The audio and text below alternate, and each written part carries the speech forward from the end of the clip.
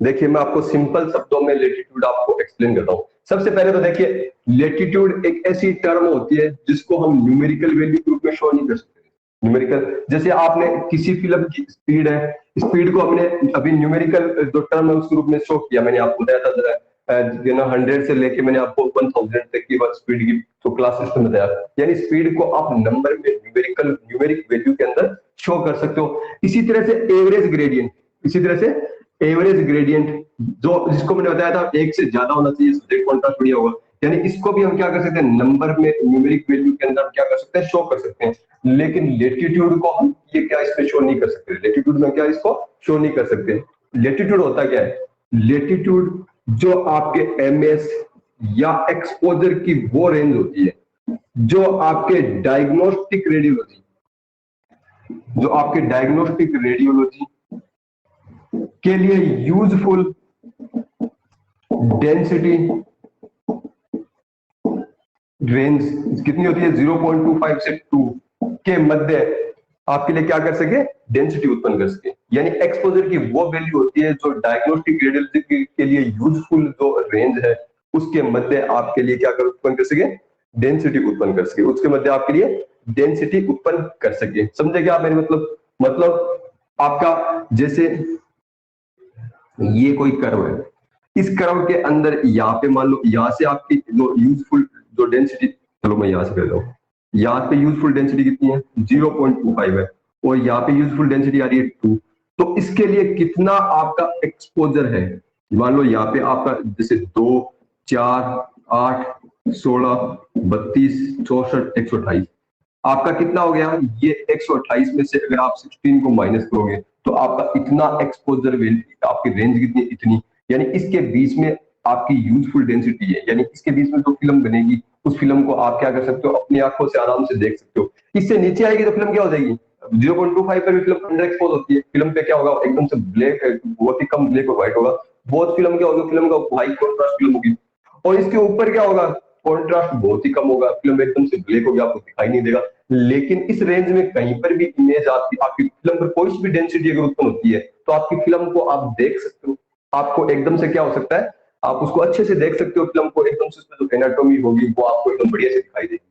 तो ये क्या हो गया, तो आपका जो लेटीट्यूड क्या हो गया इस फिल्म के लिए, आपका लेटीट्यूड ये हो गया, ये एक्सपोजर रेंज है, ये क्या कहलाएगा इस फिल्म का लेटीट्यूड। एक और फिल्म ले लेते हैं, चलो उसका मान लो उसका कर्व ये है, इस तरह से है। यहाँ पे यूजफुल डेंसिटी 0.25 ये, और यूजफुल डेंसिटी ये आप कितनी है, आपकी यूजफुल डेंसिटी 2, ये डायग्नोस्टिक रेडियोलॉजी की यूजफुल डेंसिटी है 0.25 से 2 के मध्य। तो इसके लिए एक्सपोजर कितना है, ये और ये देखिए, 2, 4, 8, 16, 32, 64, 128, 256 और 528। तो यहाँ पे कितना आ रहा है, 16 से लेके 256 के बीच में रेंज कितनी आ रही है, यहाँ पे कितनी आ रही थी, 16 से लेके 64 के रूप में इसमें आ रही थी। यानी यहाँ पे आपको बस एक्सपोजर में जो आप इसको एक्सपोजर दोगे, उसमें एक्सपोजर में आपके पास जो रूम था जो गलती करने का कि आपने ज्यादा दिया कम दिया वो बहुत ही कम था, 16 और 64 के बीच में कितना था। लेकिन यहाँ पे 8 से लेकर अगर 256 एमएस के बीच में अगर आपकी फिल्म बनेगी तो वो क्या होगी, आपकी यूजफुल जो डेंसिटी है जिसमें आप सेटिस्फैक्ट्री प्रोड्यूस होती है उस रेंज के अंदर होगी।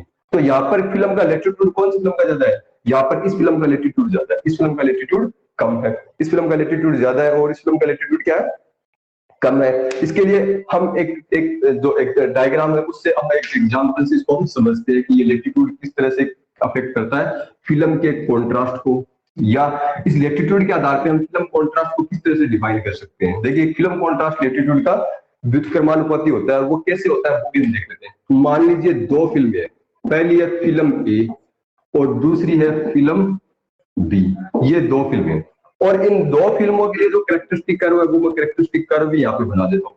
ये फिल्म एक है, ये फिल्म बी है। ये जो फिल्म ए है ये फिल्म हाई कॉन्ट्रास्ट फिल्म, ये फिल्म क्या होती है, हाई कॉन्ट्रास्ट फिल्म है। मैं चाहता था आपको कॉन्ट्रास्ट डिटेल में वही पढ़ाऊं, लेकिन मुझे आपको थोड़ा सा यहाँ पे उसको कॉन्ट्रास्ट के बारे में आपको नॉलेज देना पड़ेगा। ये लो कॉन्ट्रास्ट फिल्म है, ये क्या होता है, ये क्या है, देखो हाई कॉन्ट्रास्ट और लो कॉन्ट्रास्ट फिल्म क्या होती है, मैंने आपको बताया था कॉन्ट्रास्ट क्या होता है, किसी एक्सरे फिल्म में पास पास स्थित दो एरिया है कोई भी, इनके मध्य डेंसिटी डिफरेंस, इनके मध्य क्या होता है, डेंसिटी, जैसे ये एकदम से ब्लैक है और ये एकदम से व्हाइट है, एकदम से ब्लैक और एकदम से व्हाइट, यानी सबसे ज्यादा ब्लैक और सबसे ज्यादा व्हाइट। आपको पता है ग्रे स्केल में क्या होता है, ये सबसे ब्लैक है और ये सबसे व्हाइट है, इनके बीच में खूब सारी डेंसिटी होती है, इनके बीच में क्या होते हैं, अलग अलग डेंसिटी होती है। जैसे ये से थोड़ा कम ब्लैक हो गया, ये और भी कम ब्लैक हो गया, ये और भी ज्यादा कम ब्लैक हो, ये और भी कम ब्लैक है और ये और भी कम ब्लैक है। तो ये क्या है, ब्लैक डेंसिटी, ये क्या है, व्हाइट डेंसिटी, और ये क्या है, सारे ये टोटल सारे क्या कहलाते हैं, ग्रे स्केल। तो ब्लैक और व्हाइट के बीच में खूब सारे ग्रे स्केल होते हैं, खूब सारे क्या होते हैं, ग्रे स्केल होते हैं।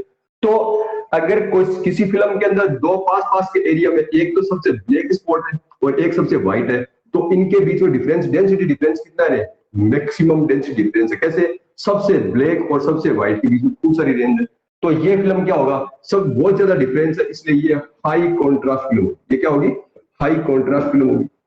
ओके, और अगर एक फिल्म ऐसी है, उस फिल्म के ऊपर अगर आप दो पास पास के कोई ऑब्जेक्ट देखो, तो उसके अंदर जो एक और एक तो कौन सा है, ये वाला है, और दूसरा कौन सा है, ये वाला है। तो इनके बीच में जो डेंसिटी का डिफरेंस है वो कितना है, इन दोनों के बजाय तो यहाँ पे कम है, इसलिए ये क्या कहलाएगी, लो कॉन्ट्रास्ट फिल्म। ये क्या कहलाएगी, लो कॉन्ट्रास्ट फिल्म कहलाएगी। समझ में आया होगा। मैंने आपको एक ग्रे स्केल का बना दिया, सबसे ज्यादा ब्लैक से कम ब्लैक और कम ब्लैक और कम ब्लैक, थोड़ा ब्राइट और ब्राइट और ब्राइट। ओके, सब हाई कॉन्ट्रास्ट फिल्म में क्या होंगे, दो ही कलर होंगे, एक तो ब्लैक और एक व्हाइट, बीच के जो ग्रे स्केल होंगे वो कम से कम होंगे, ये क्या कहलाएगी, हाई कॉन्ट्रास्ट फिल्म। दूसरी के अंदर ब्लैक भी कम है और व्हाइट भी कम है, ये वाला, तो इनके बीच में डिफरेंस, डेंसिटी डिफरेंस क्या कम है, इसलिए क्या कहलाएगी, लो कॉन्ट्रास्ट। तो ज्यादा डेंसिटी डिफरेंस होता तो हाई कॉन्ट्रास्ट, कम डेंसिटी डिफरेंस होता तो लो कॉन्ट्रास्ट। आप सीधा बस हाई को लो से, हाई और लो मतलब क्या, डेंसिटी डिफरेंस में। तो first film high contrast film, इसका मतलब इनके अंदर डेंसिटी डिफरेंस क्या होता है, बहुत ज्यादा होता है। देखिए, अगर आपने किसी एक हैंड का आप एक्सरे कर लो, आप थोड़े से एमएस देते हो, अप्रोप्रिएट नहीं है, उसमें क्या होगा, जो मैक्सिमम एक्सरे जो आपके जो हैंड के, जैसे मान लो मेरे हैंड का ये, जैसे ये एक फिल्म है, इस फिल्म पर मैं हैंड का एक्सरे कर रहा हूं, तो जो एक्स और आपने एमएस देने थे आपको 10 एमएस, लेकिन आपने 4 एमएस ही दे दिए, तो क्या होगा, जो एयर के जरिए जो सराउंडिंग के अंदर जाएगा वो तो क्या होंगी, ये पूरा एरिया क्या हो जाएगा, एकदम से ब्लैक। लेकिन जो हैंड वाला एरिया, डेड एनाटॉमी पे जो एरिया गिरेगा, हैंड पे गिरेगा, ये मैक्सिमम एक्सरेज को रोक लेगा, ये एक्सरेज पार ही नहीं जाने देगा, इसमें बहुत ही कम एक्सरेज आएंगे। यानी बाकी के जो जो मतलब जो ये हैंड है, तो इसके आसपास का एरिया तो क्या हो जाएगा, एकदम से ब्लैक, लेकिन हैंड को पार करके एक्सरेज कम जाएंगे, इसलिए क्या हो जाएगा, व्हाइट। तो ये फिल्म क्या होगी रे, ये फिल्म हाई कॉन्ट्रास्ट फिल्म होगी। ये क्या होगी, हाई कॉन्ट्रास्ट। क्यों, क्योंकि यहाँ पे दो ही कलर है, ब्लैक और व्हाइट, इन दोनों बीच डेंसिटी डिफरेंस बहुत है, बीच की कोई रेंज है ही नहीं इसके अंदर। लेकिन अगर इसी फिल्म पे आप इसको 10 एमएस देते हो, इसको अगर आप 10 एमएस अप्रोप्रिएट दे देते हो, तो ये बाहर वाला तो क्या होगा, एकदम ब्लैक होगा, लेकिन अंदर वाला एकदम व्हाइट नहीं होगा। अंदर वाला क्या होगा, मान लो ये वाला कलर ऊपर, अंदर वाला ये कलर ऊपर हो रहा है। अब इन दोनों के बीच डेंसिटी डिफरेंस क्या है, डेंसिटी डिफरेंस कम है, तो ये फिल्म अब क्या हो जाएगी, लो कॉन्ट्रास्ट फिल्म हो जाएगी। तो आप कॉन्ट्रास्ट को इस एग्जांपल से आप अच्छे से समझ सकते हो।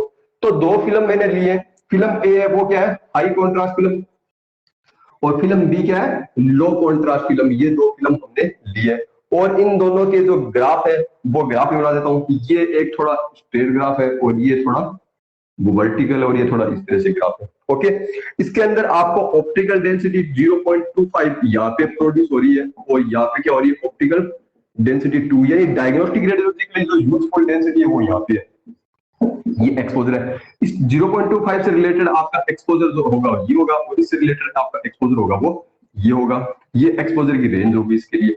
ओके, इसमें आपकी जो 0.25 के लिए जो आपकी जो डेंसिटी है वो क्या हो जाएगी, ये यहाँ पे 0.25 है, और ये ऑप्टिकल डेंसिटी 2 प्राप्त करने के लिए ऑप्टिकल डेंसिटी 2 यहाँ पे होते हैं।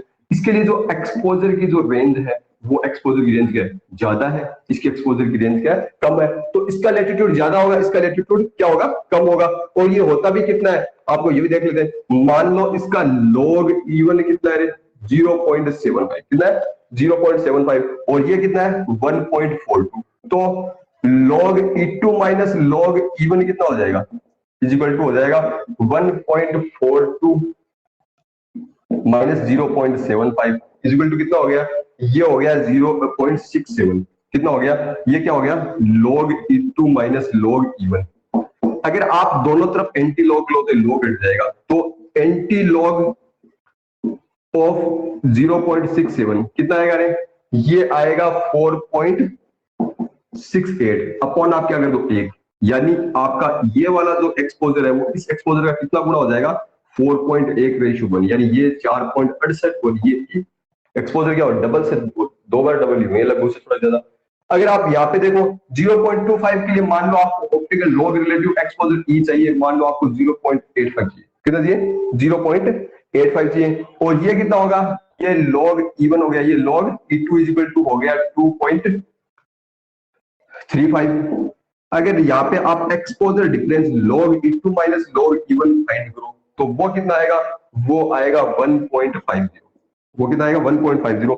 और अगर आप एंटी लॉग लेते हो 1.50 का तो इसकी वैल्यू कितनी आएगी, इसकी वैल्यू आएगी 31.6 और अपॉन 1 कर लो, यानी ये वाला एक्सपोजर इस पहले वाले एक्सपोजर का कितना है 31.6 गुना है, कितना है 31.6 गुना। तो देख लो यहाँ पे तो आप बस एक्सपोजर को सिर्फ 4 गुना तक ही कर सकते हो, लेकिन यहाँ पर आपको ये यहाँ पॉइंट इस रेंज में आपको कॉन्ट्रास्ट या फिल्म उत्पन्न करने के लिए ऑप्टिकल डेंसिटी की रेंज उत्पन्न करने के लिए आप कितना रूम है आपके पास, आप एक्सपोजर में कितने चेंजिंग कर सकते हो, बहुत ज्यादा चेंज कर सकते हो। अगर आपने इतना दे दिया तो भी फिल्म ठीक है, इतना दे दिया तो भी फिल्म ठीक है, इतना दे दिया तो भी फिल्म ठीक है, इतना दे दिया तो भी फिल्म ठीक होती है। अच्छा फिल्म बी के पास फिल्म ए की तुलना में क्या होता है, इस फिल्म बी के पास क्या है ज्यादा लेटीट्यूड है, फिल्म बी के पास क्या है लेटीट्यूड क्या है बहुत ज्यादा होता है। अच्छा फिल्म बी क्या होती है, फिल्म बी है ये एक्सपोजर की एक वाइड रेंज, एक्सपोजर की एक वाइड रेंज यानी बहुत बड़ी रेंज को क्या कर सकती है एक्सेप्ट कर सकती है, एक्सपोजर की बहुत वाइड रेंज को एक्सेप्ट कर सकती है। लेटीट्यूड किसका ज्यादा है, लेटीट्यूड हम देखेंगे तो फिल्म बी का ज्यादा है, ये एक्सपोजर की एक बहुत कम रेंज ही एक्सेप्ट कर सकती है। मान लो यहाँ पे 10 एमएस दे रही हो तो आप 8 एमएस या मतलब 4 एमएस और आगे 16 एमएस तक दे सकते हो, लेकिन यहाँ पे 10 एमएस दे रहे हो तो यहाँ 2 एमएस से लेके आपको 64 एमएस तक, यानी बहुत बड़ा रूम है आपके पास इसको देने के लिए। तो एक चीज और देखी होगी आपने, जिस फिल्म मतलब जो फिल्म का जो कॉन्ट्रास्ट है वो कॉन्ट्रास्ट उसके क्या होता है लेटीट्यूड के इनवर्सली प्रोपोर्शनल होता है। कैसे, latitude inversely proportional film contrast, inversely proportional film contrast कैसे, हाई कॉन्ट्रास्ट फिल्म का लेटीट्यूड कम है, लो कॉन्ट्रास्ट का लेटीट्यूड क्या है ज्यादा, यानी latitude inversely proportional film contrast. अगर हाई कॉन्ट्रास्ट फिल्म है तो लेटीट्यूड कम होगा और लो कॉन्ट्रास्ट फिल्म है तो लेटीट्यूड क्या होगा ज्यादा होगा। फिल्म का जो लेटीट्यूड है वो फिल्म कॉन्ट्रास्ट के इनवर्सली प्रोपोर्शनल होता है, इनवर्सली क्या होता है प्रोपोर्शनल होता है। अगर किसी फिल्म को एक्सपोज किया जाता है तो जिस फिल्म का ज्यादा लेटीट्यूड होता है, तो जिस मान लो इस फिल्म का ज्यादा लेटीट्यूड है तो इस फिल्म के लिए जो एमएस में जो एमएस क्या होता है कम क्रिटिकल होता है, यहाँ पे एमएस ज्यादा क्रिटिकल, यहाँ पे एमएस ज्यादा क्रिटिकल है, यहाँ पे आप एमएस के अंदर ज्यादा छेड़खानी नहीं कर सकते। आपको एक हैंड का एक्सरे करने के लिए आपको एक एक्सपोजर रेंज है, उसके बीच में ही आपको अपना एक्सपोजर या एमएस रखना होगा। अगर आप उससे कम ज्यादा करोगे तो फिल्म या तो अंडर एक्सपोज हो जाएगी या ओवर एक्सपोज हो जाएगी। तो हाई लेटीट्यूड फिल्म के लिए एमएस कोई ज्यादा क्रिटिकल नहीं होता। आपको अगर 10 एमएस देने तो आपने 12 या 16 या 20 एमएस दे दिए तो फिल्म की क्वालिटी पे कोई ज्यादा इफेक्ट नहीं पड़ेगा, आपके लिए फिल्म एक्सेप्टेबल होगी, आप अभी भी उस फिल्म में से क्या कर सकते हो देख सकते हो अच्छे से तरीके से। एक्सरे, अगर एक्सरे पेनिट्रेशन के लिए प्रॉपर केयूपी प्रयोग में लाया जाता है, अगर प्रॉपर केयूपी प्रयोग में ला रहे हो तो एक्सपोजर चॉइस एमएस में एरर के लिए गुंजाइश चलती है। मान लो आपने दोनों फिल्म के लिए केयूपी एकदम से प्रॉपर जो लेने चाहिए थे वो ले लिए, मान लो हैंड के एक्सरे के लिए आपको 50 केयूपी लेने थे, एकदम सही चॉइस है, यहाँ पे 50 केयूपी है, तो आप एमएस में जो एरर गलती करते हो एमएस को चूज करने की सिलेक्ट करने की, वो गलती की संभावना यहाँ पे ज्यादा चॉइस नहीं होती आपका। लेकिन यहाँ पे अगर गलत आपने एमएस चूज कर लिए तो भी आपकी फिल्म क्या होगी सेटिस्फैक्टरी होगी, आप उस फिल्म को देख सकते हो। तो ये क्या कहलाता है, ये किसी फिल्म के लिए लेटीट्यूड कहलाता है। साधारणतः रेडियोलॉजिस्ट क्या करते हैं, साधारणतः रेडियोलॉजिस्ट हाई कॉन्ट्रास्ट फिल्म को देखना चाहते हैं। हाई कॉन्ट्रास्ट में क्या होता है एनाटॉमी एकदम से क्लियर होती है, या तो आपको क्या होता है ब्लैक और व्हाइट के बीच में जो ज्यादा डिफरेंस होता है तो उससे क्या होगा अपनी आंखें उसको हाई कॉन्ट्रास्ट फिल्म, जैसे आप एकदम ब्लैक और एकदम व्हाइट है तो सब कुछ साफ दिख रहा है उसके अंदर। मान लो ग्रे स्केल में, मैंने अभी ग्रे स्केल बनाया था, उस ग्रे स्केल में दो एरिया पास पास स्थित है, एकदम पास है, तो इनमें ज्यादा डिफरेंस अपन नहीं कर सकते, इसमें और इसमें तो तुरंत डिफरेंस कर लेंगे। तो रेडियोलॉजिस्ट साधारण क्या करते हैं कि हाई कॉन्ट्रास्ट फिल्म होनी चाहिए, लेकिन कई कंडीशन में क्या होते हैं लो कॉन्ट्रास्ट फिल्म भी यूजफुल होती है। जैसे मान लो कुछ कंडीशन में सब्जेक्ट कॉन्ट्रास्ट की एक वाइड रेंज होती है, जैसे आप चेस्ट एक्सरे लेते हो, चेस्ट एक्सरे में क्या होता है बहुत सारा सब्जेक्ट कॉन्ट्रास्ट होता है, लंग्स के अंदर, रिब्स के द्वारा, हार्ट के द्वारा, यानी बहुत सारी अलग सब्जेक्ट कॉन्ट्रास्ट की अलग अलग रेंज होती है। उस अलग रेंज के लिए आप हाई कॉन्ट्रास्ट फिल्म लोगे तो आपको एनाटॉमी में जो वेरिएशन होगा वो सही से नहीं दिखेगा, उनको वो जो कॉन्ट्रास्ट होगा वो सही, सब्जेक्ट कॉन्ट्रास्ट होगा वो सही से इसमें रिकॉर्ड नहीं होगा। इस कंडीशन में क्या होना चाहिए, लो कॉन्ट्रास्ट फिल्म क्या काम में ली जानी चाहिए, जिसका क्या होता है लेटीट्यूड हायर होता है, इसका लेटीट्यूड हाई होता है, जिससे क्या होता है, जिससे जो एक्सपोजर जो स्मॉल चेंजेस होते हैं, एक्सपोजर में स्मॉल चेंज मतलब मान लो यहाँ पे जो एयर है, यहाँ पे बोन है, यहाँ पे सॉफ्ट टिश्यू है, तो इनके बीच में तो छोटे छोटे चेंजेस होंगी, वो भी क्या होंगी हाई एक्सपोजर फिल्म पे, हाई लेटीट्यूड फिल्म पर अच्छे से रिकॉर्ड किए जा सकते हैं, अच्छे से रिकॉर्ड किए जा सकते हैं। तो रेडियोलॉजिस्ट ये चाहते हैं, लेकिन उनकी ज्यादा सुटेबली, लेकिन कई बार क्या होता है लो कॉन्ट्रास्ट फिल्म भी हमें लेनी पड़ती है, जिससे क्या होगा सब्जेक्ट कॉन्ट्रास्ट की वाइड रेंज को हम उसके ऊपर अच्छे से फिल्म पर रिकॉर्ड कर सके, फिल्म पर रिकॉर्ड कर सके। चलिए, तो ये लेटीट्यूड का एक चैप्टर भी कंप्लीट है।